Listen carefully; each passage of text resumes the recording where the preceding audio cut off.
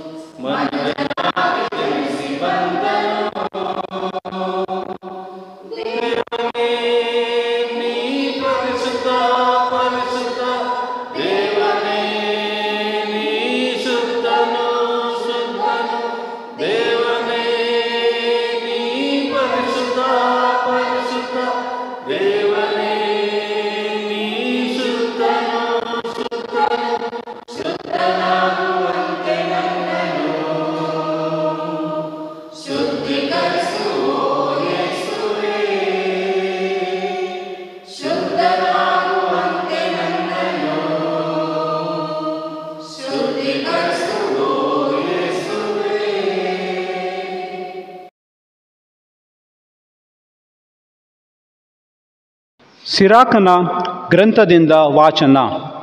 ಸರ್ವೇಶ್ವರ ಮಕ್ಕಳಿಗಿಂತ ಮಿಗಿಲಾಗಿ ತಂದೆಗೆ ಗೌರವ ನೀಡಿದ್ದಾರೆ. ಗಂಡು ಮಕ್ಕಳ ಮೇಲೆ ತಾಯಿಗೆ ಅಧಿಕಾರವನ್ನು ಅನುಗ್ರಹಿಸಿದ್ದಾರೆ. ತಂದೆಯನ್ನು ಸನ್ಮಾನಿಸುವವನು ತನ್ನ ಪಾಪಕ್ಕೆ ಪ್ರಾಯಶ್ಚಿತ್ತ ಮಾಡಿದವನಂತೆ. ತಾಯಿಯನ್ನು ಗೌರವಿಸುವವನು ನಿಧಿ ಶೇಖರಿಸಿಟ್ಟುಕೊಂಡವನಂತೆ. ತಂದೆಯನ್ನು ಗೌರವಿಸುವವನಿಗೆ ತನ್ನ ಸ್ವಂತ ಮಕ್ಕಳಿಂದ ಆಗುವುದು ಸಂತೋಷ. ಅವನು ಪ್ರಾರ್ಥನೆ ಮಾಡುವಾಗಲೆಲ್ಲ ದೊರಕುವುದವನಿಗೆ ಪ್ರತ್ಯುತ್ತರ. ತಂದೆಯನ್ನು ಗೌರವಿಸುವವನು ಬದುಕುವನು ಬಹುಕಾಲ. ಸರ್ವೇಶ್ವರನಿಗೆ ವಿಧೇಯನಾಗಿರುವವನು ತಾಯಿಗೆ ಬರಮಾಡುವನು ಸಮಾಧಾನ. ಮಗನೇ, ನಿನ್ನ ಮುಪ್ಪಿನ ತಂದೆಗೆ ಸಹಾಯಕನಾಗಿರು. ಅವನು ಬದುಕುವವರೆಗೆ ಅವನ ಮನಸ್ಸನ್ನು ನೋಯಿಸದಿರು. ತಾಳ್ಮೆಯಿಂದಿದ್ದು ಅವನು ಬುದ್ಧಿ ಮಂಕಾದಾಗ ಅವನನ್ನು ಹೀನಿಸಬೇಡ. ನೀನು ಬಲವಂತನಿರುವಾಗ ತಂದೆಗೆ ಮಾಡಿದ ಉಪಶಮನ ಅಳಿದು ಹೋಗದು. ಬದಲಿಗೆ ನಿನ್ನ ಪಾಪಕ್ಕೆ ಪ್ರಾಯಶ್ಚಿತ್ತವಾಗಿ ಪರಿಣಮಿಸುವುದು. ಪ್ರಭುವಿನ ವಾಕ್ಯ.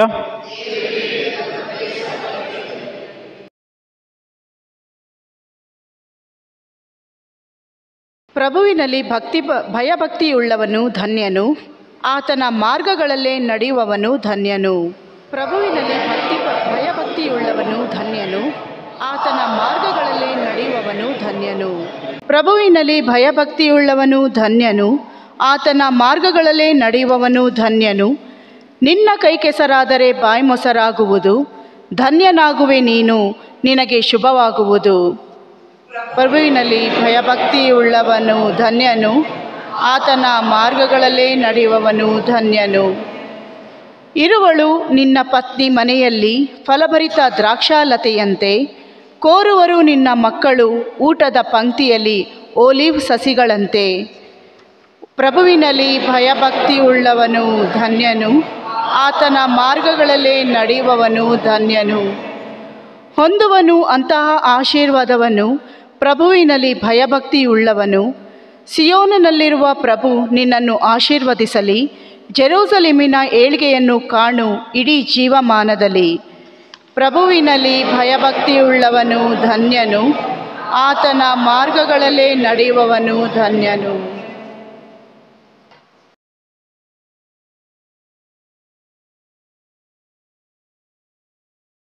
ಪೌಲನು ಕೊಲೊಸ್ಸೆರಿಗೆ ಬರೆದ ಪತ್ರದಿಂದ ವಾಚನ.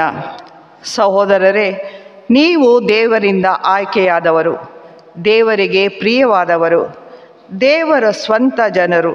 ಹೀಗಿರಲಾಗಿ ಕನಿಕರ, ದಯೆ, ದೀನತೆ, ವಿನಯಶೀಲತೆ, ಶಾಂತಿ, ಸಹನೆ ಎಂಬ ಸದ್ಗುಣಗಳೇ ನಿಮ್ಮ ಆಭರಣವಾಗಿರಲಿ. ಒಬ್ಬೊಬ್ಬರನ್ನು ಸಹಿಸಿಕೊಳ್ಳಿ. ಒಬ್ಬರ ಮೇಲೆ ತಪ್ಪು ಹೊರಿಸಲು ಕಾರಣವಿದ್ದರೂ ಕ್ಷಮಿಸಬಿಡಿ. ಪ್ರಭು ಯೇಸು ನಿಮ್ಮನ್ನು ಕ್ಷಮಿಸಿದಂತೆ ನೀವು ಇತರರನ್ನು ಕ್ಷಮಿಸಿರಿ. ಎಲ್ಲಕ್ಕಿಂತ ಮಿಗಿಲಾಗಿ ನಿಮ್ಮಲ್ಲಿ ಪ್ರೀತಿ ಇರಲಿ. ಪ್ರೀತಿಯೇ ಸಮವಸ್ತ್ರವನ್ನು ಸಂಪೂರ್ಣಗೊಳಿಸುವ ಬಂಧನ. ನಿಮ್ಮ ಹುನ್ಮನಗಳು ಕ್ರಿಸ್ತ ಯೇಸುವಿನ ಶಾಂತಿ ಸಮಾಧಾನದಿಂದ ತುಂಬಿರಲಿ. ನೀವು ಒಂದೇ ಶರೀರವಾಗಿ ಬಾಳಲು ಕರೆಯಲ್ಪಟ್ಟಿದ್ದೀರಿ. ಕೃತಜ್ಞತೆ ಉಳ್ಳವರಾಗಿ ಜೀವಿಸಿರಿ. ಕ್ರಿಸ್ತ ಯೇಸುವಿನ ವಾಕ್ಯ ನಿಮ್ಮಲ್ಲಿ ನೆಲೆಸಲಿ, ಸಮೃದ್ಧಿಯಾಗಿ ಬೆಳೆಯಲಿ. ಜ್ಞಾನ ಸಂಪನ್ನರಾಗಿ ಒಬ್ಬರಿಗೊಬ್ಬರು ಉಪದೇಶ ಮಾಡಿರಿ ಹಾಗೂ ಬುದ್ಧಿ ಹೇಳಿಕೊಳ್ಳಿರಿ. ಕೃತಜ್ಞತೆ ಉಳ್ಳವರಾಗಿ ಕೀರ್ತಿಯಿಂದಲೂ ಸಂಗೀತದಿಂದಲೂ ಭಕ್ತಿ ಗೀತೆಗಳಿಂದಲೂ ಹೃದಯಾಳಂತರದಿಂದ ದೇವರಿಗೆ ಹಾಡಿರಿ. ನುಡಿಯಲ್ಲಾಗಲಿ ನಡತೆಯಲ್ಲಾಗಲಿ ನೀವು ಏನೂ ಮಾಡಿದರೂ ಯೇಸುವಿನ ಹೆಸರಿನಲ್ಲೇ ಮಾಡಿರಿ. ಅವರ ಮುಖಾಂತರವೇ ಪಿತನಾದ ದೇವರಿಗೆ ಕೃತಜ್ಞತೆಯನ್ನು ಸಲ್ಲಿಸಿರಿ. ಮಹಿಳೆಯರೇ, ನಿಮ್ಮ ಪತಿಯನ್ನು ಪ್ರಭು ಮೆಚ್ಚುವಂತೆ ತಗ್ಗಿ ನಡೆದುಕೊಳ್ಳಿರಿ. ಪುರುಷರೇ, ನಿಮ್ಮ ಪತ್ನಿಯರನ್ನು ಪ್ರೀತಿಸಿರಿ. ಅವರೊಡನೆ ಕಠಿಣವಾಗಿ ವರ್ತಿಸದಿರಿ. ಮಕ್ಕಳೇ, ಎಲ್ಲದರಲ್ಲೂ ನಿಮ್ಮ ತಂದೆ ತಾಯಿಗಳ ಮಾತು ಕೇಳಿರಿ. ಹೀಗೆ ಮಾಡಿದರೆ ಪ್ರಭುವಿಗೆ ಮೆಚ್ಚುಗೆ ಆಗುತ್ತದೆ. ತಂದೆ ತಾಯಿಗಳೇ, ನಿಮ್ಮ ಮಕ್ಕಳನ್ನು ಕೆರಳಿಸಿ ಮನ ಕುಗ್ಗಿಸದಿರಿ. ಪ್ರಭುವಿನ ವಾಕ್ಯವಿದು. Hallelujah, hallelujah, hallelujah, hallelujah, hallelujah, hallelujah, hallelujah, hallelujah. ನಿಮ್ಮ ಹುನ್ಮನಗಳು ಕ್ರಿಸ್ತ ಯೇಸುವಿನ ಶಾಂತಿ ಸಮಾಧಾನದಿಂದ ತುಂಬಿರಲಿ. ಕ್ರಿಸ್ತ ಯೇಸುವಿನ ವಾಕ್ಯ ನಿಮ್ಮಲ್ಲಿ ನೆಲೆಸಿ ಸಮೃದ್ಧಿಯಾಗಿ ಬೆಳೆಯಲಿ.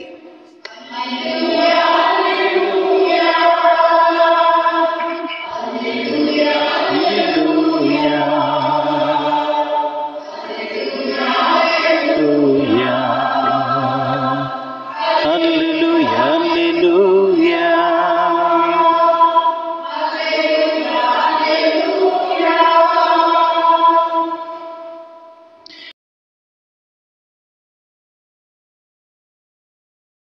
ಪ್ರಭು ನಿಮ್ಮೊಡನೆ ಇರಲಿ.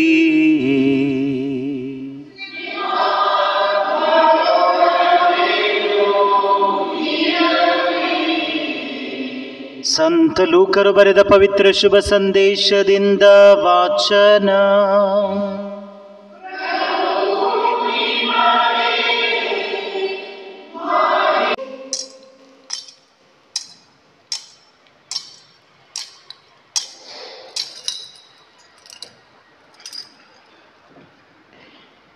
ಮೋಶೆಯ ನಿಯಮದ ಪ್ರಕಾರ ಸೂತಕ ದಿನಗಳು ಮುಗಿದು ಶುದ್ಧೀಕರಣ ದಿನ ಬಂದಾಗ ತಂದೆ ತಾಯಿಗಳು ಆ ಮಗುವನ್ನು ಎತ್ತಿಕೊಂಡು ಜೆರುಸಲೇಮಿಗೆ ಹೋದರು. ಸರ್ವೇಶ್ವರನ ಧರ್ಮಶಾಸ್ತ್ರಕ್ಕೆ ಅನುಸಾರವಾಗಿ ಎಲ್ಲ ವಿಧಿಗಳನ್ನು ನೆರವೇರಿಸಿದ ಮೇಲೆ ಜೋಸೆಫ್ ಮತ್ತು ಮರಿಯಳು ಗಲೀಲಿಯ ಪ್ರಾಂತ್ಯದಲ್ಲಿದ್ದ ತಮ್ಮ ಸ್ವಗ್ರಾಮವಾದ ನಜರೇತಿಗೆ ಹಿಂದಿರುಗಿದರು. ಬಾಲಕ ಯೇಸು ಬೆಳೆದಂತೆ ಶಕ್ತರು ಜ್ಞಾನ ಸಂಪೂರ್ಣರು ಆದರು. ಇದಲ್ಲದೆ ದೈವಾನುಗ್ರಹ ಅವರ ಮೇಲಿತ್ತು.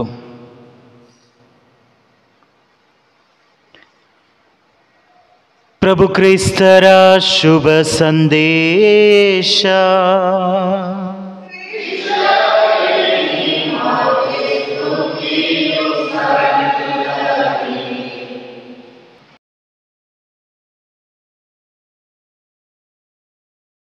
ಪ್ರಭು ಕ್ರಿಸ್ತರಲ್ಲಿ ನನ್ನ ಆತ್ಮೀಯ ಸಹೋದರ ಸಹೋದರಿಯರೇ,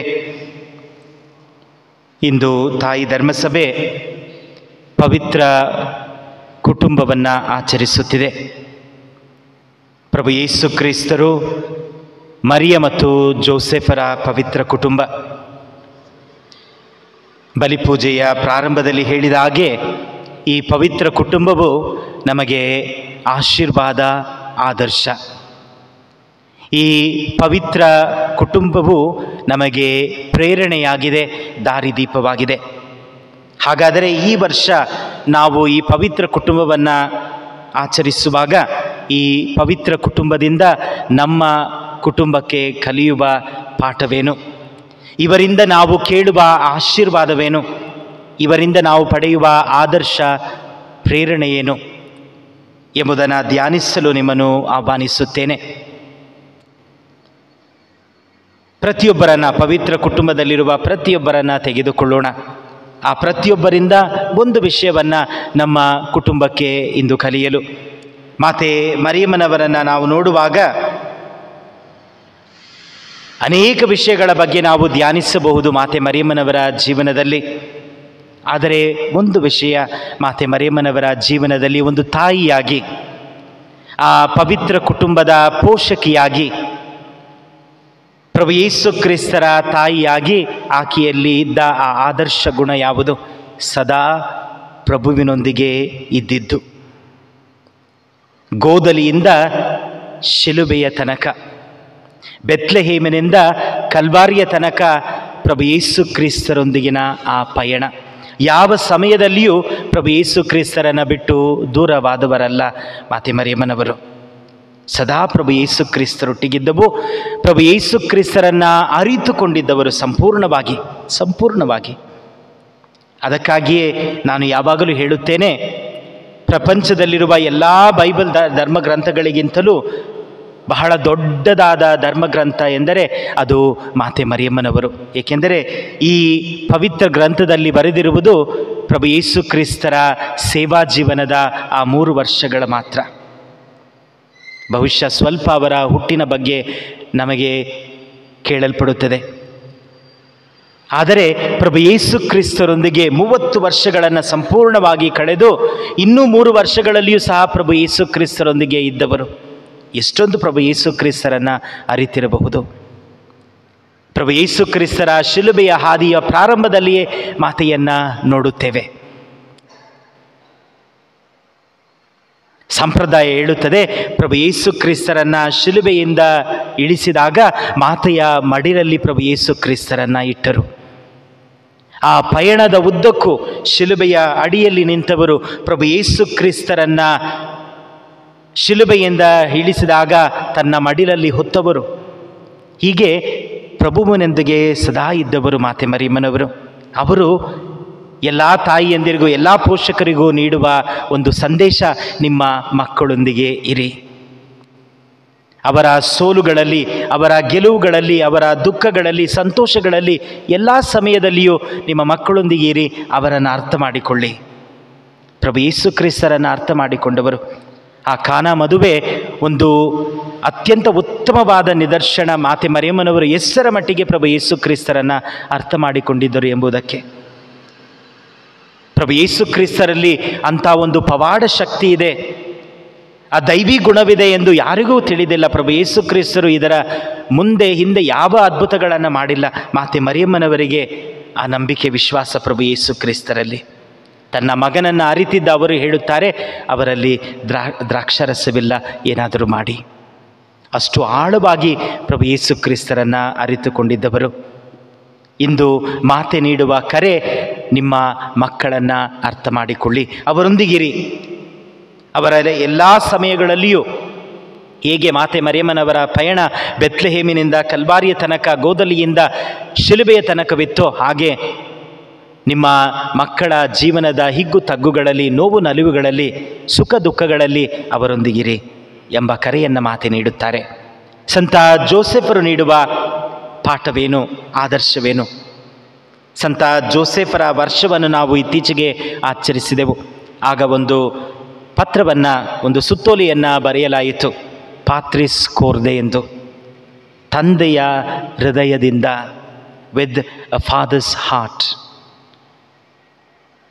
ಆ ತಂದೆಯ ಹೃದಯ ಎಂಥದ್ದಾಗಿತ್ತು ಎಂದು ಸಂತ ಜೋಸೆಫರ ಹೃದಯವನ್ನು ನಾವು ನೋಡುವಾಗ, ಆ ಸುತ್ತೋಲೆಯಲ್ಲಿ ಸಂತ ಜೋಸೆಫರನ್ನು ಒಂದು ಪದದಿಂದ ವರ್ಣಿಸಲಾಗಿದೆ, ಫಾದರ್ ಇನ್ ದ ಶ್ಯಾಡೋಸ್, ನೆರಳಿನಲ್ಲಿರುವ ತಂದೆ. ಸಂತ ಜೋಸೆಫರನ್ನು ನೋಡುವಾಗ ಅವರ ಎಲ್ಲ ಕೆಲಸಗಳು ತೆರೆಯ ಹಿಂದೆ ಇದ್ದ ಕೆಲಸ. ಎಲ್ಲಿಯೂ ಸಂತ ಜೋಸೆಫರಿಗೆ ಆ ಮಾನ್ಯತೆ ದೊರಕಲಿಲ್ಲ. ಆದರೂ ಸಹ ಆ ಪವಿತ್ರ ಕುಟುಂಬಕ್ಕಾಗಿ ಸದಾ ದುಡಿದವರು. ಮಾತೆ ಮರಿಯಮ್ಮನವರನ್ನು ಪೋಷಿಸಲು, ಬಾಲಕ ಯೇಸುವನ್ನು ಪೋಷಿಸಲು ಸದಾ ಸಿದ್ಧರಾಗಿದ್ದವರು. ಆ ಪವಿತ್ರ ಕುಟುಂಬದ ಪಾಲಕರು ಅವರು. ಮಾತೆ ಮರಿಯಮ್ಮನವರಿಗೂ ಪಾಲಕರು ಸಂತ ಜೋಸೆಫರೇ. ಆದ್ದರಿಂದಲೇ ಸಂತ ಜೋಸೆಫರನ್ನು ಇಡೀ ತಾಯಿ ಧರ್ಮಸಭೆಯ ಪಾಲಕರು ಎಂದು ಘೋಷಿಸಿ ಅವರಲ್ಲಿ ನಾವು ಪ್ರಾರ್ಥಿಸುತ್ತೇವೆ. ಇವೆಲ್ಲವನ್ನ ಅವರು ಯಾವುದೇ ಒಂದು ಮಾನ್ಯತೆ, ಯಾವುದೇ ಒಂದು ಹೊಗಳಿಕೆಯನ್ನು ಎದುರು ನೋಡುತ್ತಾ ಮಾಡಲಿಲ್ಲ. ಇವೆಲ್ಲವನ್ನ ಶಾಂತಿಯಿಂದ ಮಾಡಿದರು.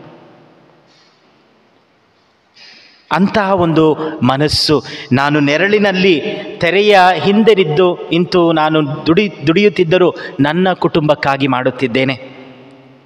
ನನ್ನ ಈ ಕೆಲಸ ನಾನು ಏನೇ ಮಾಡಿದರೂ ಅದು ನನ್ನ ಕುಟುಂಬಕ್ಕಾಗಿ, ನನ್ನ ಮಕ್ಕಳಿಗಾಗಿ, ನನ್ನವರಿಗಾಗಿ ಎಂಬ ಆ ಆಳವಾದ ಮನಸ್ಸು ನಮ್ಮಲ್ಲಿರಬೇಕು ಎಂದು ಸಂತ ಜೋಸೆಫರು ಕರೆ ನೀಡುತ್ತಾರೆ. ಪ್ರಭು ಯೇಸು ಕ್ರಿಸ್ತರ ಬಳಿ ನಾವು ಹೋದಾಗ ಪ್ರಭು ಯೇಸು ಕ್ರಿಸ್ತರು ಇಂದು ನಮ್ಮ ಮಕ್ಕಳಿಗೆ ಹೇಳುವುದೇನು? ಬಾಲಕ ಯೇಸು. ಲೂಕನ ಶುಭ ಸಂದೇಶದಲ್ಲಿ ನಾವು ಓದುತ್ತೇವೆ, ಪ್ರಭು ಯೇಸು ಕ್ರಿಸ್ತರು ಕಾಣೆಯಾಗಿ ಹೋಗುತ್ತಾರೆ. ಶುಭ ಸಂದೇಶಗಳಲ್ಲಿಯೂ ಸಹ ನಾವು ಓದುತ್ತೇವೆ. ಅವರು ಪುನಃ ಸಿಕ್ಕಿದ ನಂತರ ತನ್ನ ಪೋಷಕರಿಗೆ ಶುಭ ಸಂದೇಶದ ವಾಕ್ಯಗಳನ್ನು ನಾವು ಓದುವಾಗ ಅದು ಹೀಗೆನ್ನುತ್ತದೆ, ಪ್ರಭು ಯೇಸು ಕ್ರಿಸ್ತರು ತನ್ನ ಪೋಷಕರೊಂದಿಗೆ ಅವರ ಮನೆಗೆ ಹೋಗಿ ಅವರಿಗೆ ವಿಧೇಯರಾಗಿದ್ದರು. ಎಲ್ಲಿಯೂ ಪ್ರಭು ಯೇಸು ಕ್ರಿಸ್ತರು ಮಾತೆ ಮರಿಯಮ್ಮನವರನ್ನು, ಸಂತ ಜೋಸೆಫರನ್ನು ಎದುರು ನುಡಿದರು ಎಂಬುದೇ ಇಲ್ಲ. ಆ ಕಾನಾ ಮದುವೆಯಲ್ಲಿಯೂ ಸಹ ಮಾತಿಗೆ ಮಣಿದು ಆ ಅದ್ಭುತವನ್ನು ಮಾಡುತ್ತಾರೆ. ಆ ವಿಧೇಯತೆ ನಮ್ಮ ಮಕ್ಕಳಲ್ಲಿದೆಯೇ? ಇಂದು ಮಕ್ಕಳಿಗೆ ಪ್ರಭು ಯೇಸು ಕ್ರಿಸ್ತರು ನೀಡುವ ಒಂದು ಸಂದೇಶ ವಿಧೇಯತೆ. ನಿಮ್ಮ ಪೋಷಕರಿಗೆ, ಹಿರಿಯರಿಗೆ ವಿಧೇಯರಾಗಿರಿ. ನಿಮ್ಮ ಪೋಷಕರ ಕೋಪದ ಇಂದಿನ ಅರ್ಥವನ್ನು ಅರ್ಥ ಮಾಡಿಕೊಳ್ಳಿ. ಏತಕ್ಕಾಗಿ ಕೋಪ ಮಾಡಿಕೊಳ್ಳುತ್ತಿದ್ದಾರೆ? ಏತಕ್ಕಾಗಿ ನನ್ನನ್ನು ಬೈಯುತ್ತಿದ್ದಾರೆ? ಆ ಕೋಪದ ಹಿಂದೆ ಇರುವ ಕಾರಣವೇನು? ಅನೇಕ ಬಾರಿ ಮಕ್ಕಳು ಪೋಷಕರನ್ನು ನೋಡುವುದು ಮೇಲ್ನೋಟಕ್ಕೆ ಮಾತ್ರ. ಅವರ ಆಳವಾದ ಪ್ರೀತಿಯನ್ನು ಅರ್ಥ ಮಾಡಿಕೊಳ್ಳುವುದಿಲ್ಲ, ಅವರ ಆಳವಾದ ತ್ಯಾಗವನ್ನು ಅರ್ಥ ಮಾಡಿಕೊಳ್ಳುವುದಿಲ್ಲ. ಇಂದು ನಿಮ್ಮ ಪೋಷಕರನ್ನು ಆಳವಾಗಿ ನೋಡುವಂತೆ ಪ್ರಭು ಯೇಸು ಕ್ರಿಸ್ತರು ಮಕ್ಕಳನ್ನು ಆಹ್ವಾನಿಸುತ್ತಿದ್ದಾರೆ. Look deep into your parents, into their love and sacrifice. ಆಗ ಮಾತ್ರ ಅವರ ಪ್ರೀತಿ ನಿಜವಾಗಲೂ ನಿಮಗೆ ಅರ್ಥವಾಗುತ್ತದೆ.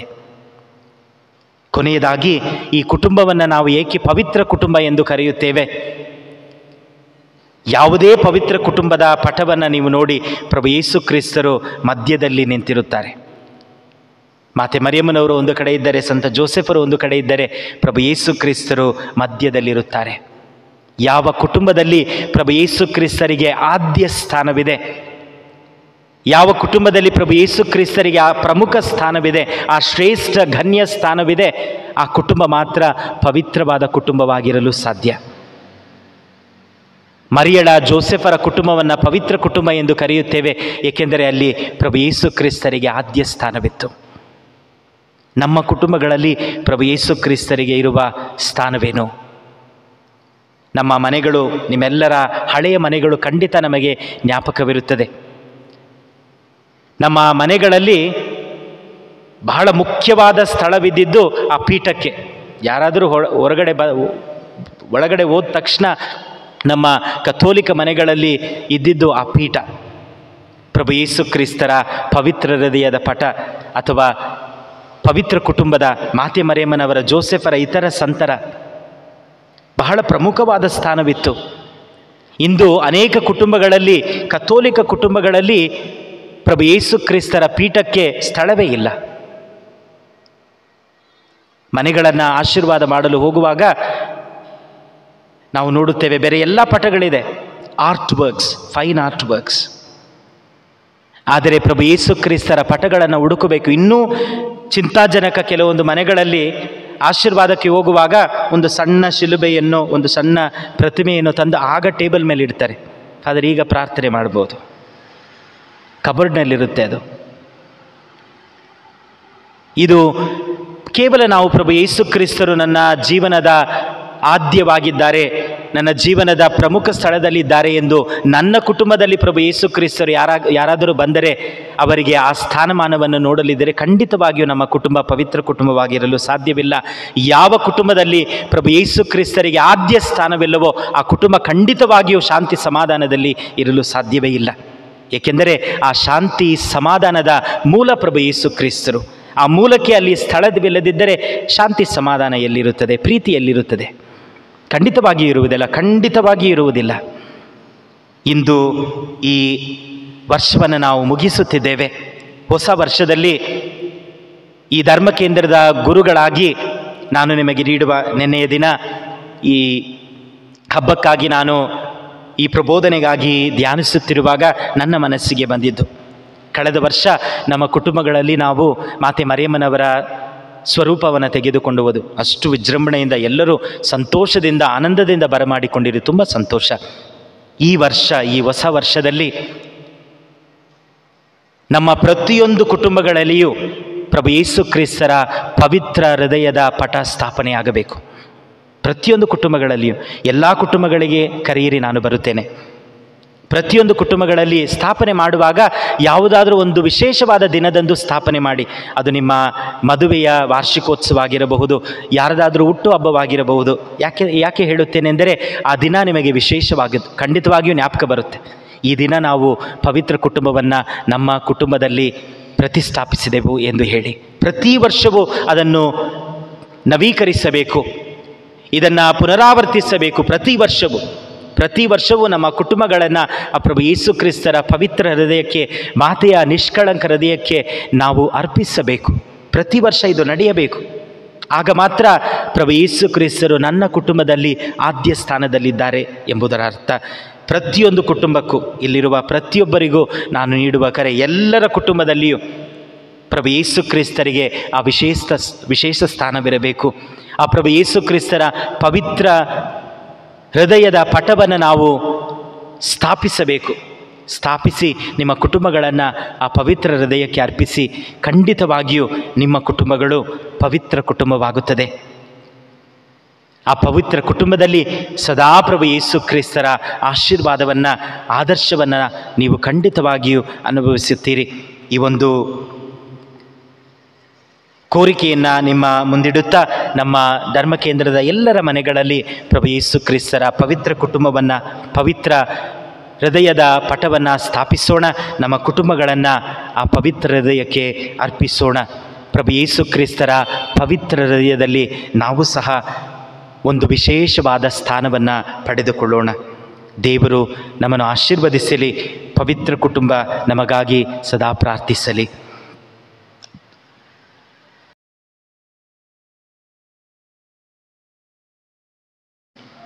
ಪ್ರಭು ನಮ್ಮ ಪ್ರಾರ್ಥನೆಯನ್ನು ಆಲಿಸಿರಿ.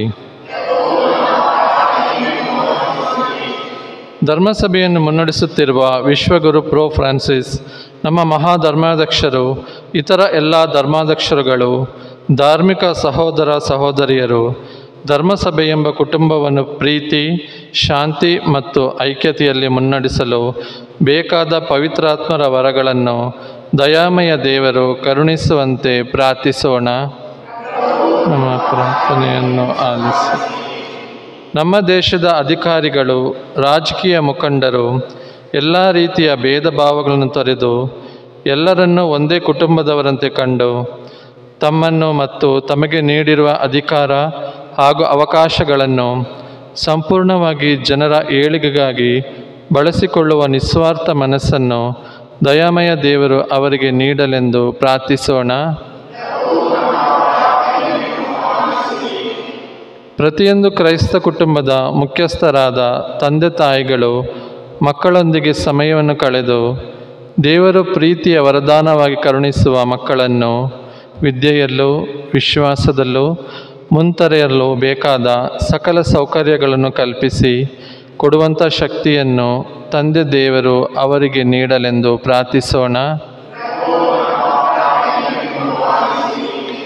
ಜಗಳ, ಭಿನ್ನಾಭಿಪ್ರಾಯ, ಸಂಶಯವೆಂಬ ಭೀಕರ ಅಲೆಗಳಿಗೆ ಬಲಿಯಾಗಿ ಅಶಾಂತತೆಯಿಂದ ತುಂಬಿರುವ ಕುಟುಂಬಗಳಲ್ಲಿ ಪ್ರೀತಿ, ಕ್ಷಮೆ, ತಾಳ್ಮೆ ಎಂಬ ಸದ್ಗುಣಗಳು ನೆಲೆಸಿ ಎಲ್ಲರೂ ಶಾಂತಿಯಿಂದ ಜೀವಿಸಲು ಬೇಕಾದ ಸುಮನಸ್ಸನ್ನು ಪ್ರೀತಿಮಯ ದೇವರು ಆ ಕುಟುಂಬಗಳ ಸದಸ್ಯರಿಗೆ ಕರುಣಿಸಲೆಂದು ಪ್ರಾರ್ಥಿಸೋಣ.